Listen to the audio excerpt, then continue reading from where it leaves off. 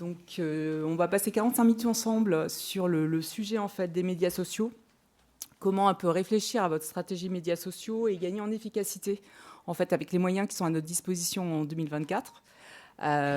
Donc, le format, donc 45 minutes, 30 minutes de présentation en fait, et après 15 minutes de questions-réponses. Je vais essayer de respecter ce timing-là. Donc, je suis Valérie Marc, je suis auteure chez Duno, en fait, de 3 ouvrages. Donc, un qui est plus stratégique, comment développer votre activité grâce aux médias sociaux. Et puis un entièrement consacré aux médias sociaux visuels que sont Instagram, TikTok et YouTube. Et enfin, un autre ouvrage qui est consacré à LinkedIn et à ce qui s'appelait à l'époque Twitter, parce qu'il y a quelques années, la partie LinkedIn est encore tout à fait pertinente. La partie Twitter, je la laisse, Twitter X, je vous laisse votre opinion sur le sujet. Alors, ce qu'on va voir ensemble, c'est comment choisir en fait, les médias sociaux qui sont prioritaires pour vous et surtout pourquoi il ne faut pas céder aux effets de mode. Et on verra quelques chiffres clés autour de ça. Ensuite, comprendre la logique des algorithmes en fait, des médias sociaux, qui est, même s'il y a des différences d'un média social à l'autre, il y a des points communs en fait, entre tous les algorithmes et c'est important de les prendre en compte en fait, quand on pense à sa stratégie.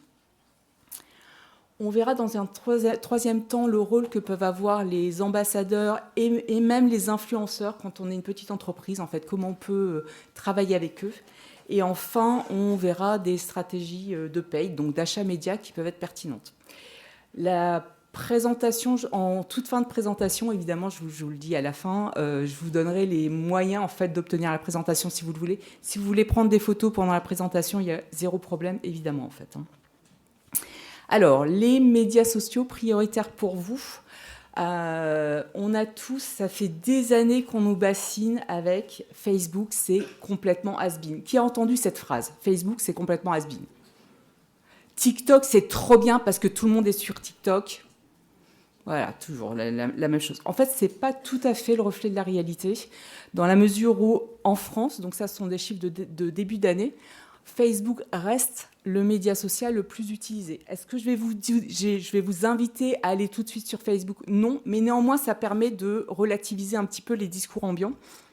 On a ensuite Instagram, on va sauter WhatsApp parce que c'est un usage un peu différent.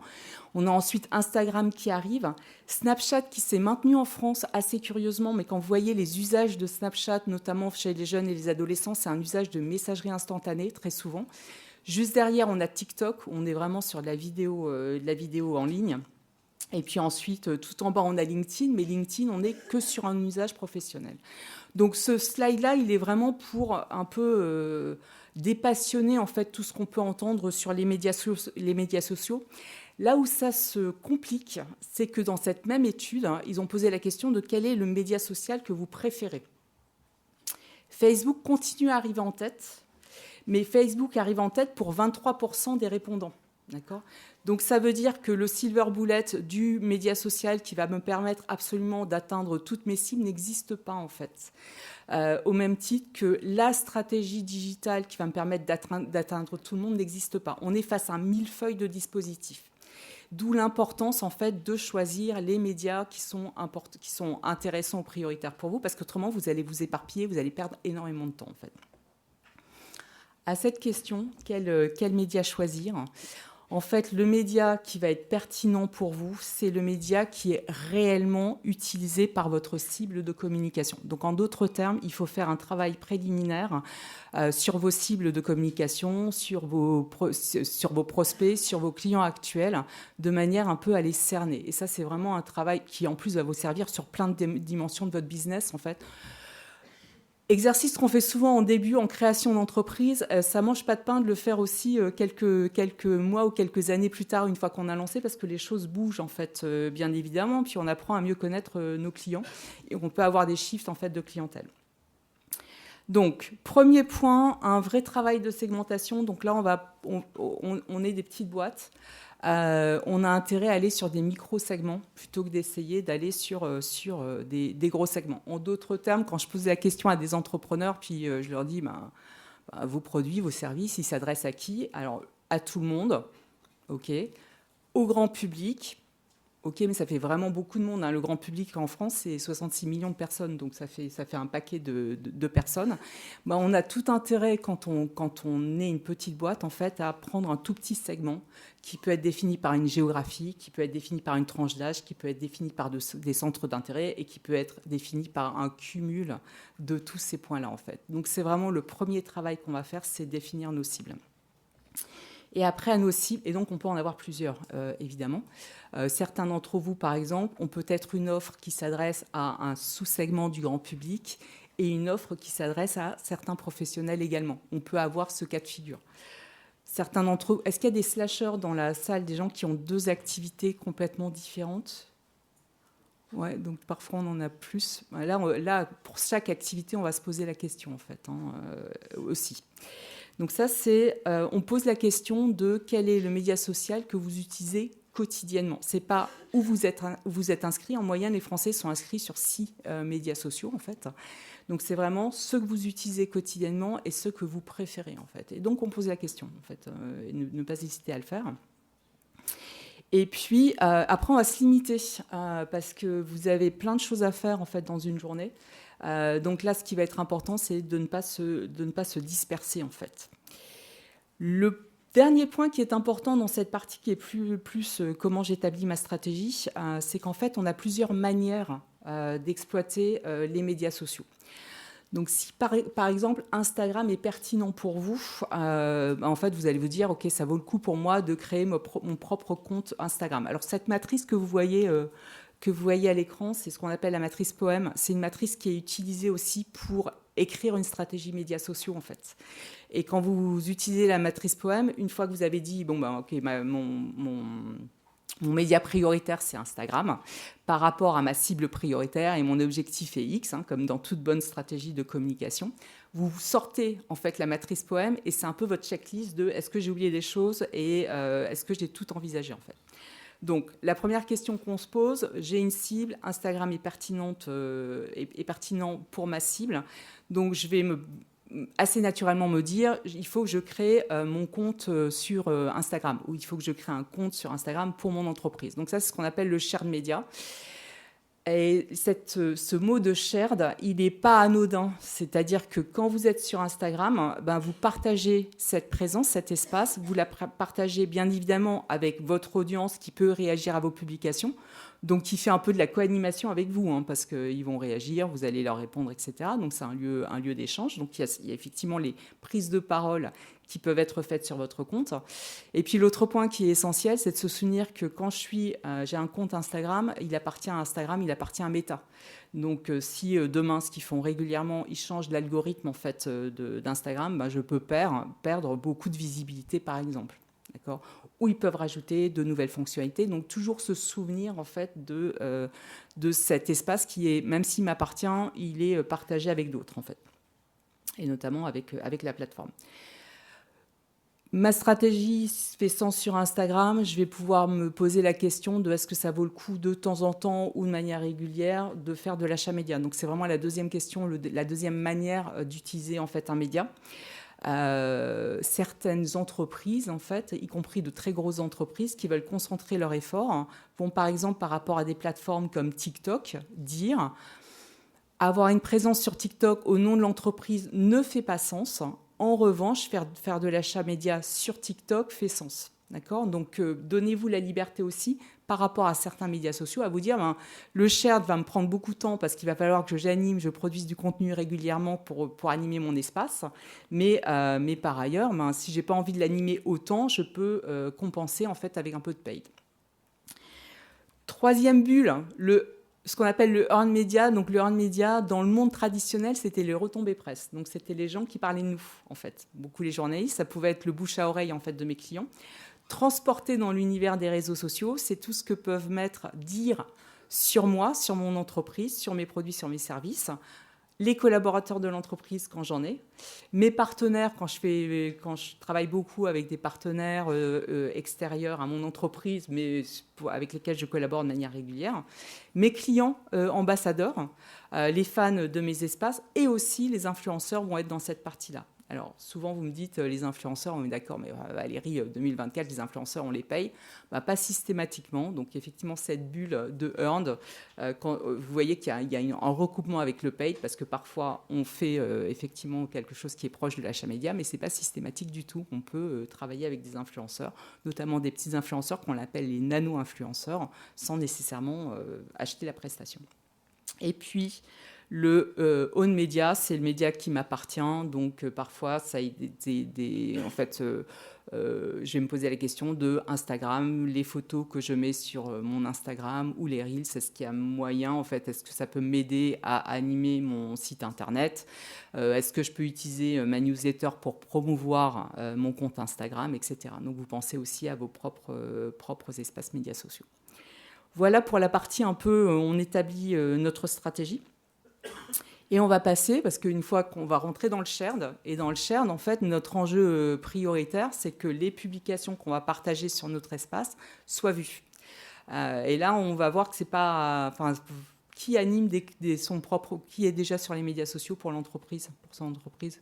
Ouais, vous êtes à peu près plus de 50% de la salle. Qui est sur LinkedIn et publie de temps en temps. Voilà. Donc tout ce qu'on va se dire maintenant, c'est concrètement des choses qui vont être utiles, y compris quand on pense à notre propre profil LinkedIn sur lequel qu'on veut utiliser en fait pour émerger.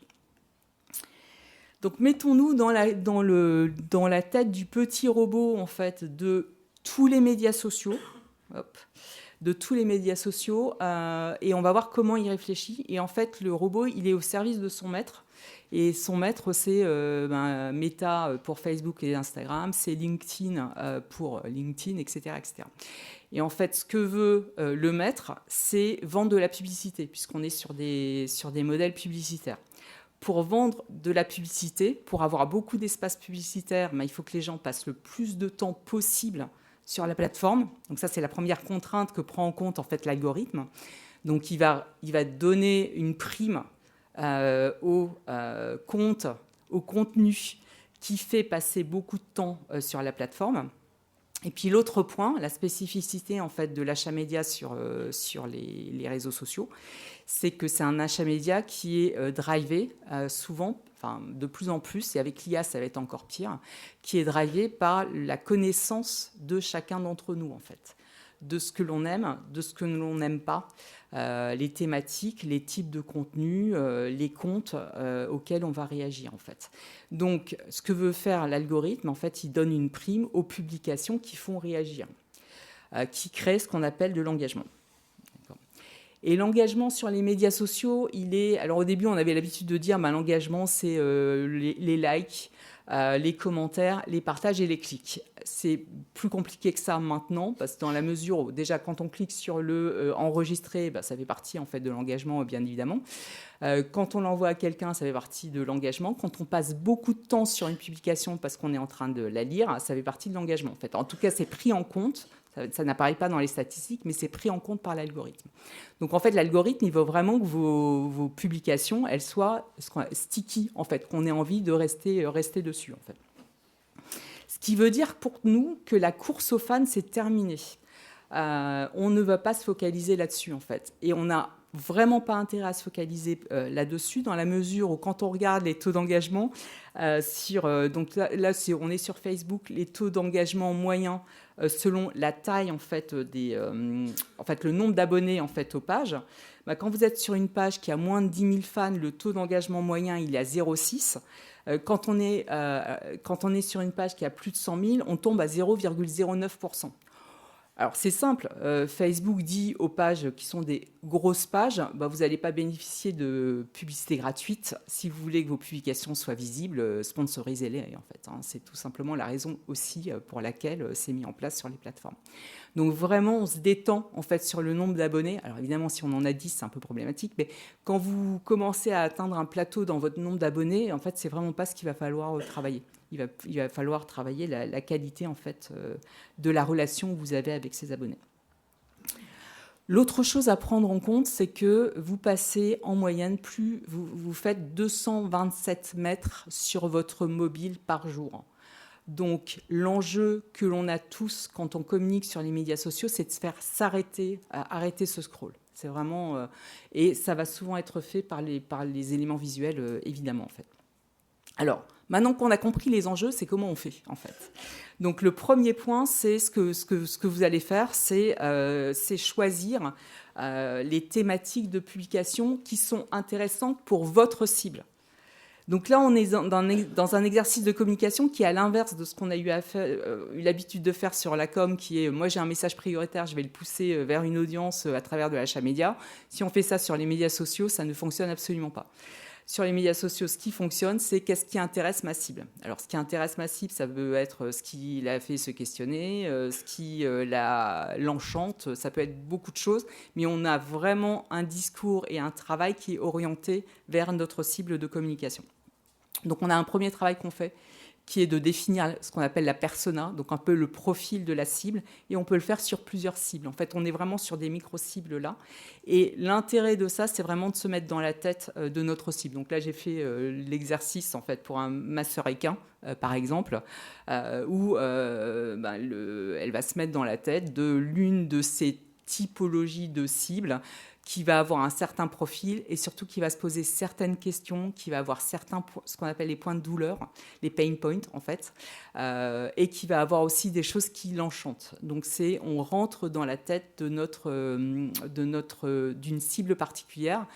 On peut mettre un visuel pour la représenter, on lui donne un nom, on lui donne un âge. Ce n'est pas la moyenne des âges de nos clients, pas du tout, mais c'est des choix en fait, qui représentent bien la personne que l'on cible. Donc, exercice de persona dans un premier temps. Sur la base de ce qu'on apprend, alors là, c'est aussi un bon rappel de quels sont les médias sociaux que cette personne utilise. Sur la base de ce que l'on apprend, on va sortir en fait... Donc toujours en se disant qu'est-ce qui l'enchante, qu'est-ce qui lui pose question, quels sont les points de douleur. On va créer ce qu'on appelle une ligne éditoriale. La ligne éditoriale, on ne va pas se compliquer l'existence. Et d'ailleurs, vous pouvez le faire en carte mentale si vous en avez envie. Vous allez définir des gros thèmes de publication. Et après, là-dessous, vous allez définir un peu des sujets. Et un bon pilier, c'est un pilier auquel vous pouvez attacher un nombre intéressant de sujets de manière à pouvoir le faire vivre en fait dans la durée.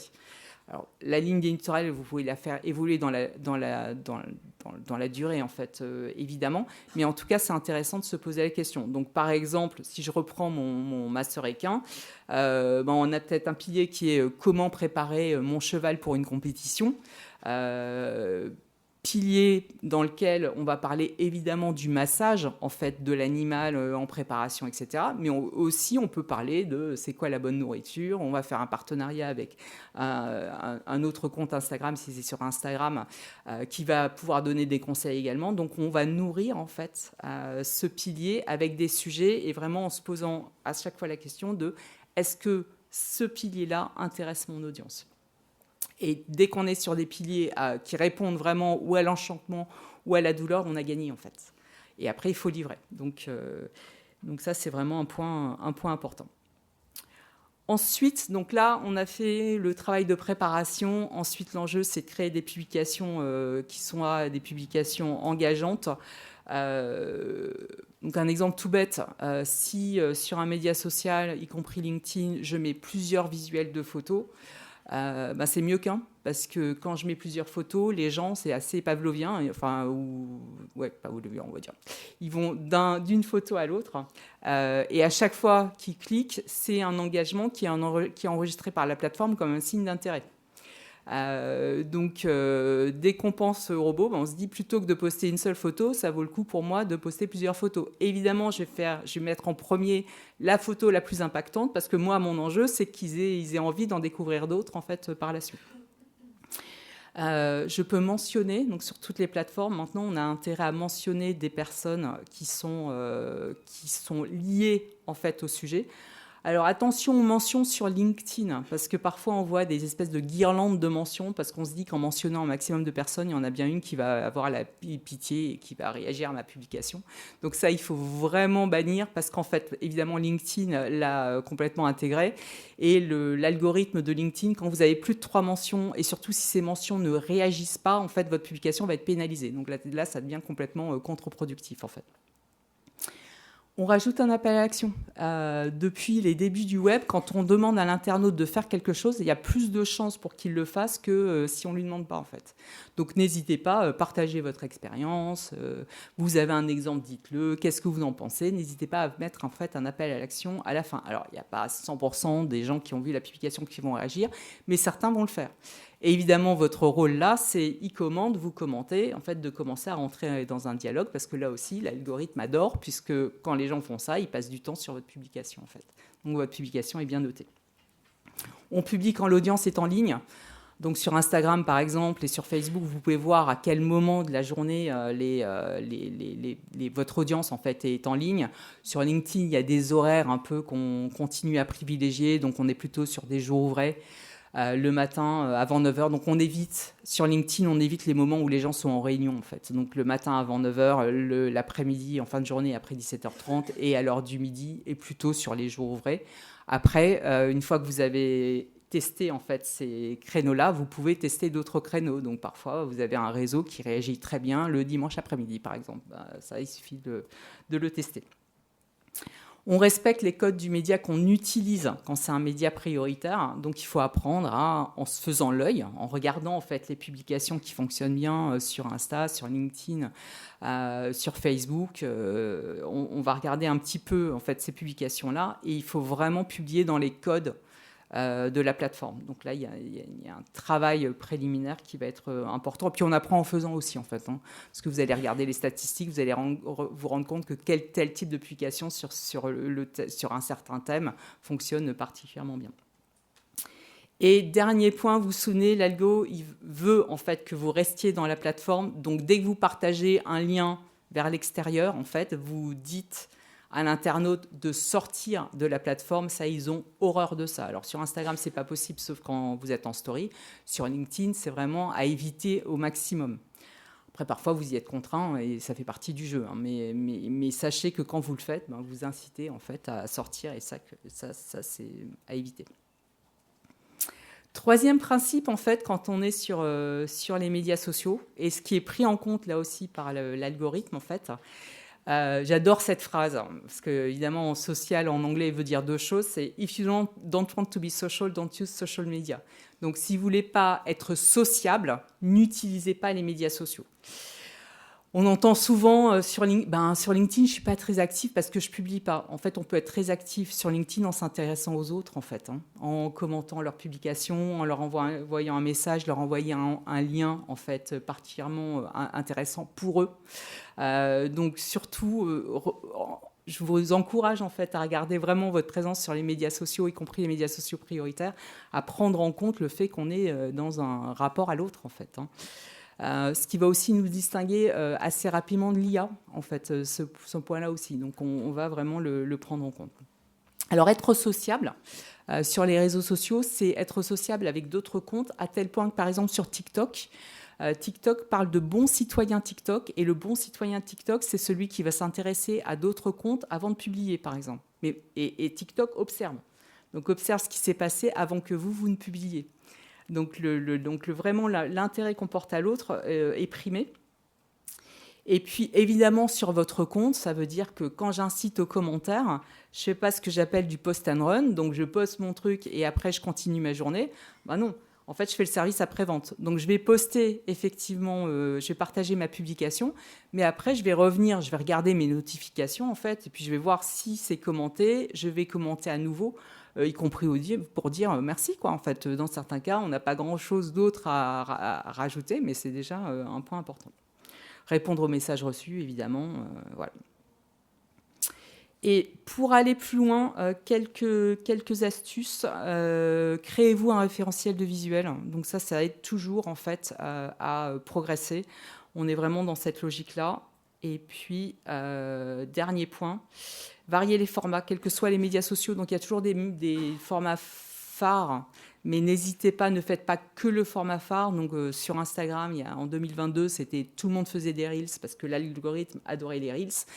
C'était bien de faire des Reels, mais de temps en temps, on pouvait faire d'autres choses aussi, en fait. Donc, n'hésitez pas à varier. Sur LinkedIn aussi, en fait, on voit que les carousels, les PDF là, sur lesquels on clique, bon, pareil, tout le monde s'est mis à faire des carousels, mais en fait, ça peut être intéressant, là aussi, de varier les formats.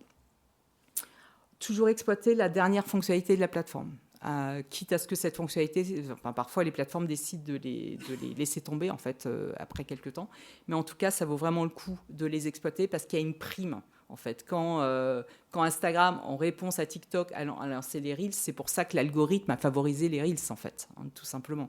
Quand LinkedIn a lancé les stories, il y avait une prime aux stories. Le seul truc, c'est qu'ils se sont rendus compte que les utilisateurs de LinkedIn étaient un peu allergiques aux stories, donc ça n'a pas fonctionné. Mais en tout cas, il y avait une visibilité qui était intéressante autour de ça.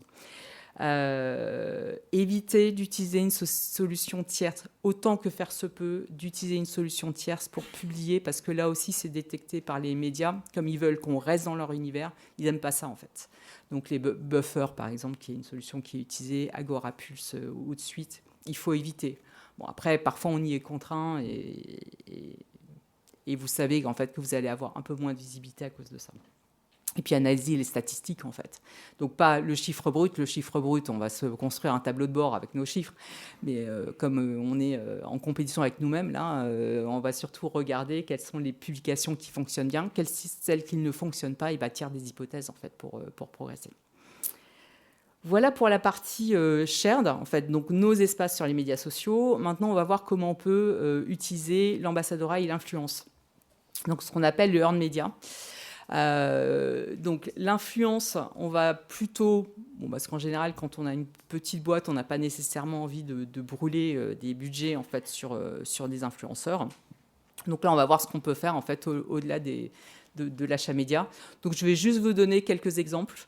Donc sur Instagram, les gens sont assez créatifs. En plus sur Instagram, on a une fonctionnalité qui s'appelle les collabs en fait, donc qui permettent sur un post donné de collaborer avec un autre post, et la publication se fait simultanément, quand l'autre a accepté, simultanément sur les deux posts. Donc ça permet vraiment d'échanger en fait, presque en fait, les audiences des deux comptes. Donc là, un exemple, Festival de céramique du 11e, qui avait organisé une table ronde avec une chef et une céramiste qui avait fait toute la vaisselle en fait, pour la chef en question. Et c'est la personne qui a facilité la table ronde qui a fait une collab avec le compte du Festival de céramique du 11e en fait. Et donc ça, c'était complètement logique. Évidemment, il faut que ce soit logique en fait, entre les deux comptes. Lolo Paris, qui est une marque de sous-vêtements féminins en fait, a fait, donc c'est une start-up.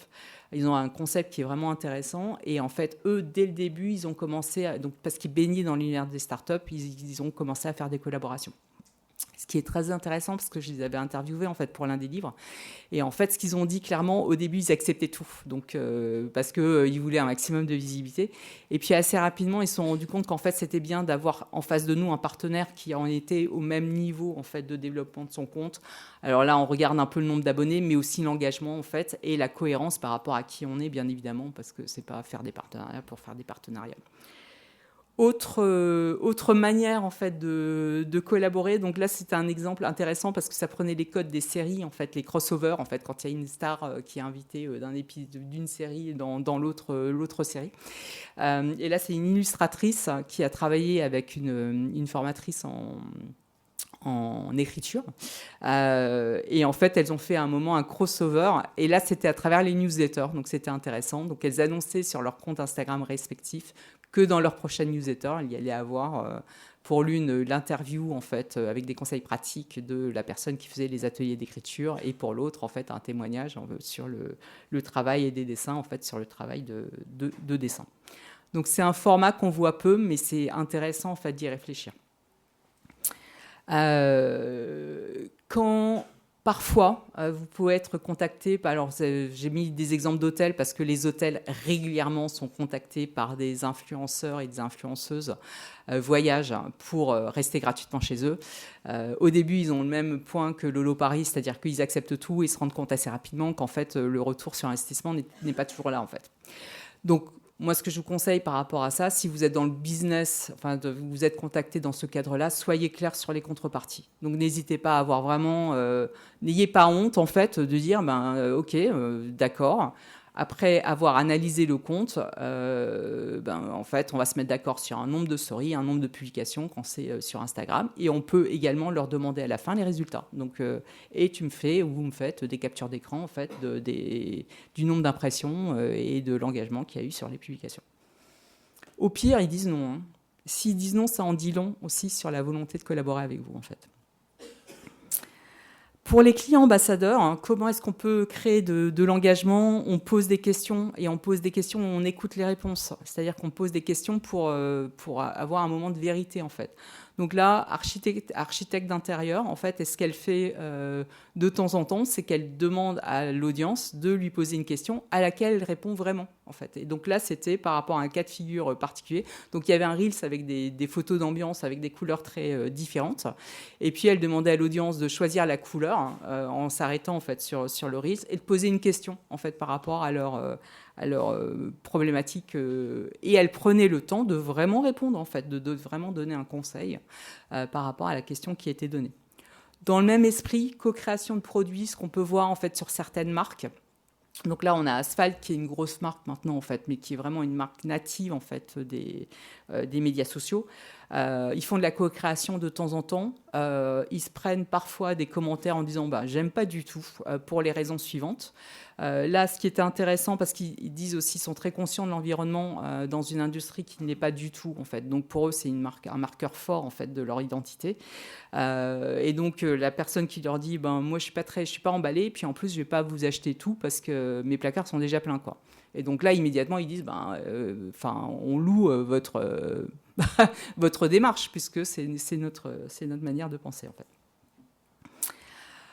L'UGC, l'UGC, c'est User Generated Content, c'est quand les gens font du contenu qui porte sur vous. Donc ça, on peut en avoir assez spontanément et on peut le susciter. Donc là, vous avez un exemple, celui de gauche, c'est une marque de produits pour les cheveux frisés, en fait. Et régulièrement, elle lance, en fait, sur le compte Instagram, un peu un appel à témoignage. Où les clientes sont invitées à prendre une photo d'elles avec un petit commentaire et elles en font une story qu'elles mettent à la une, en fait. L'autre exemple, c'est une autrice qui demande en fait qu'on envoie ses commentaires sur son dernier livre, en fait. Et pareil, la bonne mécanique, c'est de mettre ensuite ce qu'on a collecté à la une de manière à ce que l'on puisse se renourrir, en fait, revoir à nouveau ces témoignages. Et dernier point qui est important, quand on est dans l'ambassadorat, quand on veut vraiment fidéliser en fait son audience, soyons personnels en fait. On est des petites entreprises, plus vous établissez une proximité et plus vous appuyez sur votre force intégrale qui est justement d'être une petite boîte et de connaître vos clients. Donc là, c'est un céramiste qui est parti au Japon et il a posté une photo sur son compte Instagram de céramiste, en fait, une photo avec son fils où il raconte un peu l'histoire parce que ça crée de la proximité, en fait. Et on peut le retrouver sur LinkedIn. Vous avez pas mal de posts en fait qui sont aussi extrêmement proches en fait où on raconte une histoire. Alors règne de l'authenticité évidemment, donc c'est pas la peine de raconter des carbistes ou quoi, même si ça sert à une histoire plus grande. Dernier point, et l'achat média là-dedans. Donc, sponsorisé, qu'est-ce qu'on sponsorise? On ne va pas du tout avoir la même stratégie sur Meta et sur LinkedIn. Donc, dans l'univers Facebook et Instagram, alors, donc, dans les bonnes pratiques, soutenir les publications par un petit sponsoring, à minima le sponsoring auprès de votre audience, donc auprès de vos abonnés, de manière à vous assurer en fait que vos abonnés sont bien exposés à vos publications, donc c'est ce qu'on appelle du nano-paid en fait. Donc ne pas hésiter à le faire. Évidemment, il y a un principe clé en fait en pub, c'est si ça n'a pas marché en organique, c'est pas la peine de sponsoriser en fait. Parce que ça marchera pas plus quand on fait de l'achat média en fait. Donc ça c'est vraiment une première idée en fait que vous pouvez appliquer. La deuxième idée, c'est on peut faire du remarketing ou retargeting en fait sur les médias sociaux et quand on fait une vente, on fait de la vente directe. En fait, concrètement, quand vous avez quelque chose qui peut être vendu, acheté assez facilement, on ne va pas faire ça pour des prestations de conseil, mais pour un produit, en fait, on peut tout à fait le faire. Donc, on va recibler sur le média social prioritaire pour votre audience les gens qui sont passés sur votre site internet, par exemple, ou des personnes qui ont réagi à des publications, certaines de vos publications auparavant. À éviter... dans l'univers méta, d'utiliser le boost que vous proposent les plateformes, parce que là, c'est vraiment jeter de l'argent par les fenêtres. Vous n'avez aucune capacité de ciblage derrière. Donc ça, il ne faut vraiment pas le faire. Vous passez par le Facebook Ads Manager qui permet de manager et les campagnes Facebook et les campagnes Instagram. Et dès que vous voulez partir en conquête, ce qui fonctionne le mieux, c'est de faire travailler l'IA en fait, de Meta. Le seul problème, c'est que l'IA de Meta, elle va regarder ce qui fonctionne et elle nous met dans un bac à sable jusqu'à ce qu'on ait réussi à avoir 100 conversions. Donc, en d'autres termes, pour faire simple, si on veut faire la conversion sur Meta, en fait, maintenant, ça demande des budgets qui sont assez importants, en fait. Donc, parfois, on va travailler notre notoriété et notre image avant de travailler la conversion effective. LinkedIn, 2 idées de ciblage qui peuvent être intéressantes. C'est en fait, vous pouvez dans LinkedIn importer une liste d'entreprises que vous voulez cibler, donc faire un couple, mes entreprises cibles et les fonctions cibles dans ces entreprises. Donc ça peut être assez intéressant quand on est dans des univers de formation, de conseil et qu'on veut émerger sur un territoire donné. Donc ça, c'est une idée qui est intéressante. Et l'autre idée intéressante, c'est vous faites un fichier en fait, d'individus cibles.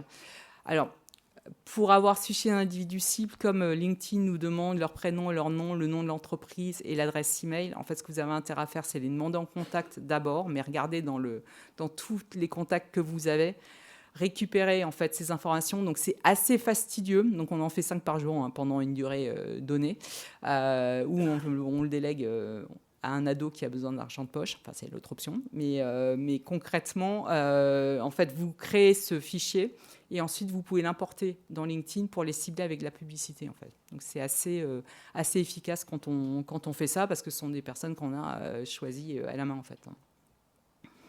Je vais passer le bonus qui était mais vous l'aurez dans les. J'ai toujours peur de ne pas avoir assez de slides. Donc il y avait un bonus sur l'IA. Vous avez 2 conférences sur l'IA. Vous l'aurez dans le support si vous le demandez. Et juste en synthèse, parce qu'on va passer aux questions-réponses. En synthèse, donc ce qu'on a vu ensemble. Choisir en priorité et si vous en faites qu'un, c'est pas grave, le ou les médias sociaux utilisés pour votre cible. Vraiment limiter le nombre de médias que vous allez utiliser. Bien connaître votre cible parce qu'elle va vous permettre de leur donner le contenu dont ils ont réellement besoin ou qui les enchante réellement. Soyez sociable, donc ça c'est vraiment un point important. Pensez ambassadeur avant de penser influenceur, parce que les ambassadeurs, on a une manne en fait de gens qui nous adorent, qui aiment ce qu'on fait et qui ont envie de soutenir notre entreprise. Profitons-en réellement en fait. Et puis l'achat média, on a vu quelques tactiques en fait qui peuvent faire sens pour des petites entreprises. Voilà ce que je voulais partager avec vous. Je vais ouvrir pour des questions-réponses. Juste tant que j'y suis, pour obtenir la présentation, je vous invite à suivre mon profil LinkedIn. Et après, vous m'envoyez juste un message sur LinkedIn en me disant je voudrais votre présentation et vous mettez bien votre adresse mail. En fait, je vais collecter en fait toutes ces adresses mail et puis j'enverrai à la fin de la semaine le fichier. Après la conf, je vous donne rendez-vous sur le stand des éditions Duno aussi pour une séance de dédicace. Je vous invite à poser des questions si vous en avez. Alors, il y a des micros. Est-ce que ça vous ennuie de vous lever pour que tout le monde vous entende bien? Et il y a des micros au centre, ici, dans l'allée.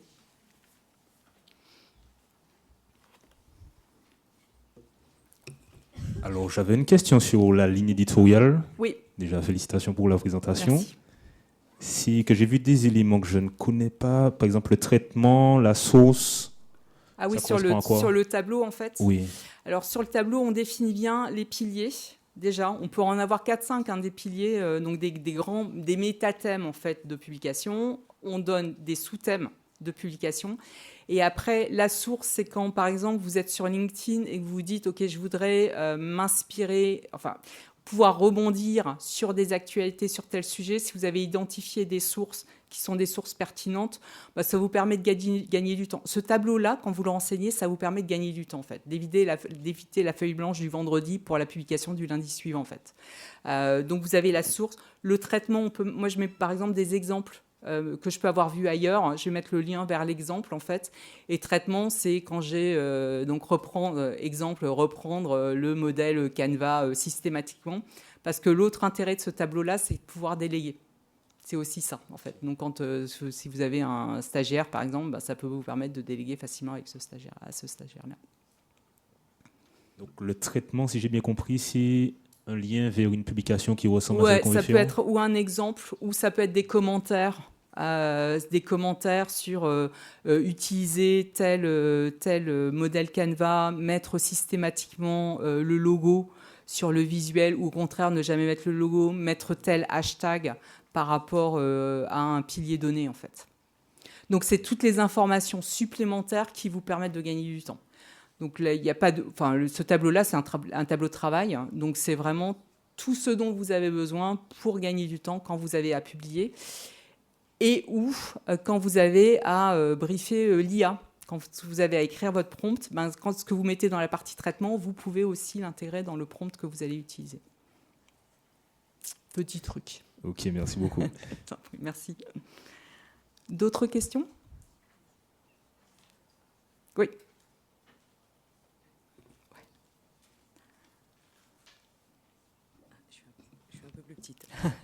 Merci pour votre présentation. Moi, j'avais une question sur l'utilisation des codes des réseaux sociaux, oui. Évidemment. Mais la question qui vient tout de suite après, c'est comment on utilise les codes, mais comment, en même temps, on émerge dans un flux incessant, comment on fait la différence, comment on se distingue. Est-ce que vous avez des exemples concrets de marques qui ont réussi à se distinguer, émerger, à casser les codes ? Et si oui, quelles sont les conditions, les facteurs clés de succès, particulier. Merci. Ouais. Donc en fait, ce qu'on voit dans les donc pour nous inspirer, si on prend l'exemple d'Instagram qui est mais pas que, en fait, sur Instagram et sur LinkedIn, les logiques sont pas les mêmes. Sur Instagram, c'est le visuel en fait qui va primer. Quand on regarde les codes les entreprises qui ont vraiment réussi à émerger, dans les visuels qui sont utilisés, souvent il y a une uniformité. Il y a des codes visuels en fait qui sont créés par l'entreprise. Donc je me souviens plus la marque. Je crois qu'il y avait une marque de biscuits personnalisés qui est hyper connue, qui était donnée toujours comme exemple. Les fonds étaient toujours extrêmement colorés. Donc en fait, on savait quand on voyait le fil, la publication apparaître dans le fil, on savait que c'était eux et qu'en plus ça allait être drôle parce que systématiquement vous avez un texte d'accompagnement qui est plutôt sympa et drôle en fait. Dans le même registre, je ne sais pas si certains d'entre vous suivent le compte Instagram Philosophie Sexy. Ça dit quelqu'un ? En fait, c'est une philosophe. Maintenant, elle a un compte, elle écrit des bouquins. Marie Robert, très forte, franchement très forte. Elle a toujours un visuel qui est noir et blanc, des beautiful people, toujours. Il n'y a pas un ton, en fait, sur son fil, jamais, en fait. Et elle arrive quand même à faire un texte qui est sans retour à la ligne, super long, mais qui raconte toujours un peu son ressenti, qu'elle écrit à 5h30 du matin, je ne sais pas quoi, elle ne dort jamais cette femme, qu'elle écrit à 5h30 du matin, qui est vraiment une expression d'une réflexion philosophique du jour. Et en fait, on sait qu'on a ça en fait, quand on va avec elle. Alors ça, c'est quand on veut vraiment, vraiment atteindre l'excellence suprême. Moi, je trouve ça très bien de voir ces exemples-là, mais je trouve qu'ils sont tellement intimidants qu'on se retrouve devant notre compte Instagram puis on dit... Je ne sais pas trop quoi faire. Alors, B2B, on le trouve sur LinkedIn. Ce qui est longtemps et ce qui n'est pas encore, pénalisé par l'algorithme de LinkedIn, c'est le storytelling un peu larmoyant. Ça, on continue à le voir, en fait. Il y a beaucoup de storytelling, il y a beaucoup de posts très, très longs, en fait, à l'heure actuelle. Moi, pour moi, se différencier sur LinkedIn, c'est revenir à l'essentiel de sa communauté quand même, je pense. Donc c'est bien. Les publications, c'est bien, mais interagir avec les autres et surtout nos prospects prioritaires, c'est beaucoup mieux en fait. Moi, je pense qu'il y a plus de valeur en fait là-dessus maintenant. Mais ça, c'est proche de la vie personnelle. Oui, je vous invite à aller. Bonjour. Vous pouvez le baisser, je pense.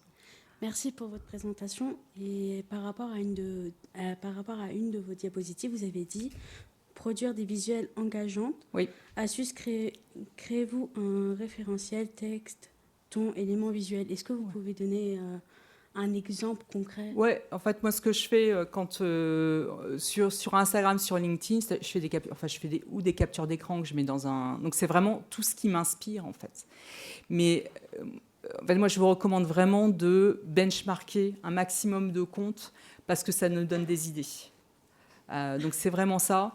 L'autre point aussi, et là aussi, c'est si vous voulez utiliser l'IA, c'est que les IA maintenant, vous pouvez lui donner en fait un ensemble d'exemples.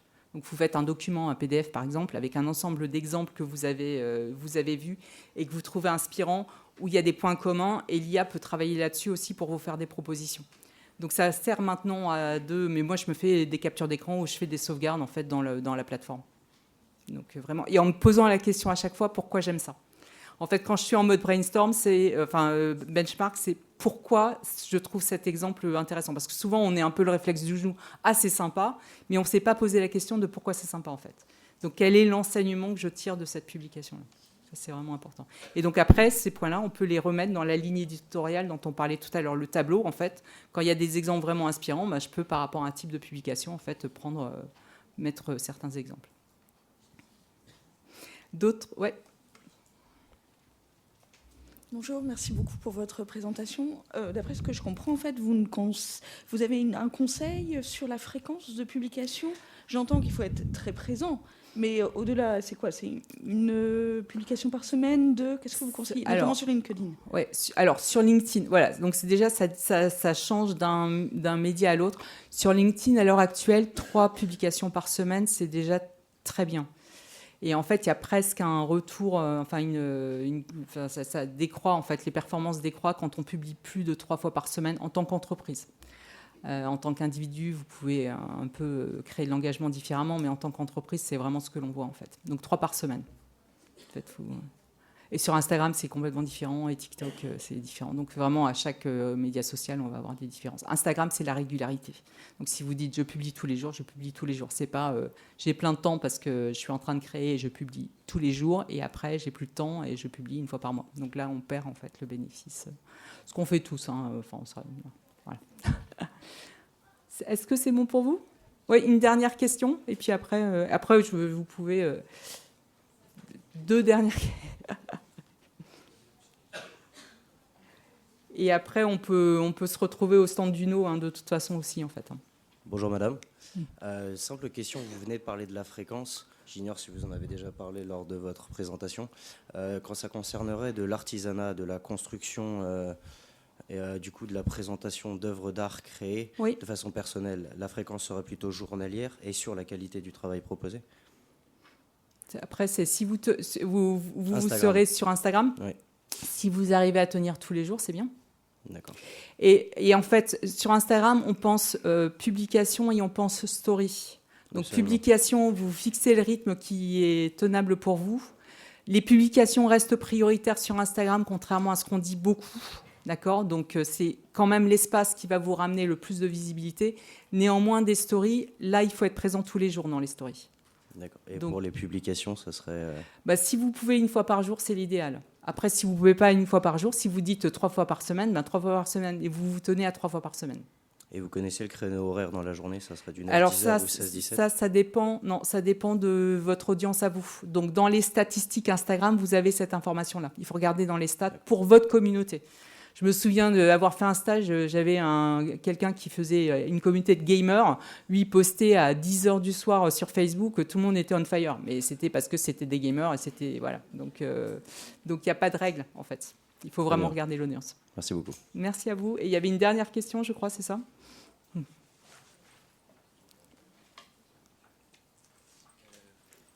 Bonjour. Bonjour. Je voulais savoir quel impact les réseaux sociaux ont-ils sur le marché du marketing, s'il vous plaît ? En fait, donc quel est l'impact des réseaux sociaux dans le marketing ? Oui, s'il vous plaît. Sur le marketing communication, en fait, dans les dispositifs, maintenant, toutes les entreprises intègrent une partie réseaux sociaux dans leur stratégie marketing. Ok. Enfin, maintenant, c'est vraiment systématique. Ok, merci beaucoup. Je vous en prie. Bonne journée à tous. Bon salon. Il y a plein de confs et plein de stands à visiter. Et on peut se retrouver, pour ceux qui le souhaitent, sur le stand des éditions d'Uno Ça va et toi? Écoute, c'est ta publication LinkedIn qui m'a fait venir. Comme quoi, ça fonctionne.